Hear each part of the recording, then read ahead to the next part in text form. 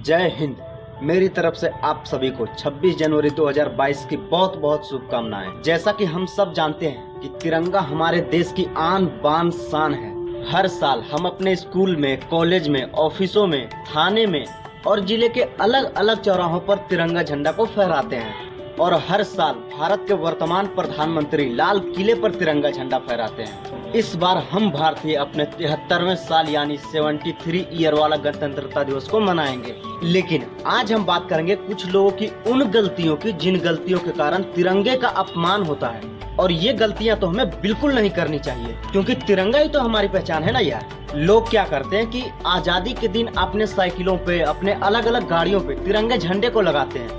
ये बहुत अच्छी बात है, लेकिन यही वो गलती है जिसके कारण हमारे तिरंगे झंडे का अपमान होता है। लोग अपने अलग अलग गाड़ियों पे तिरंगे झंडे को तो लगा लेते हैं, लेकिन बाद में ये ध्यान नहीं देते हैं कि अगर अब हम आज़ादी मना लिए हैं तो हम उस झंडे को निकाल कर अपने घर में अच्छे से रख दें, और ऐसा नहीं करते हैं जिसके कारण तिरंगा बाद में नीचे गिर जाता है, फिर हमें या आपको नीचे गिरा हुआ मिलता है।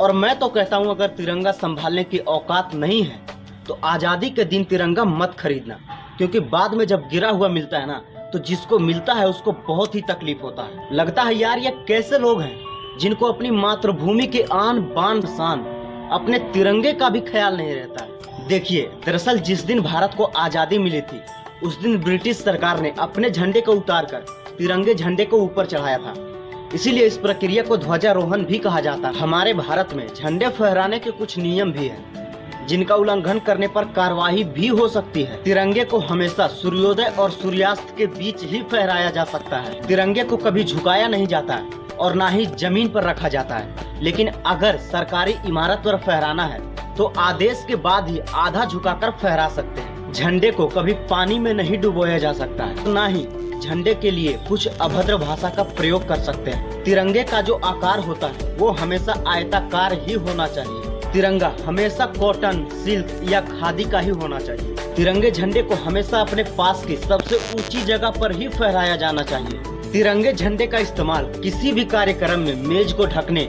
या मंच को सजाने में नहीं किया जा सकता है।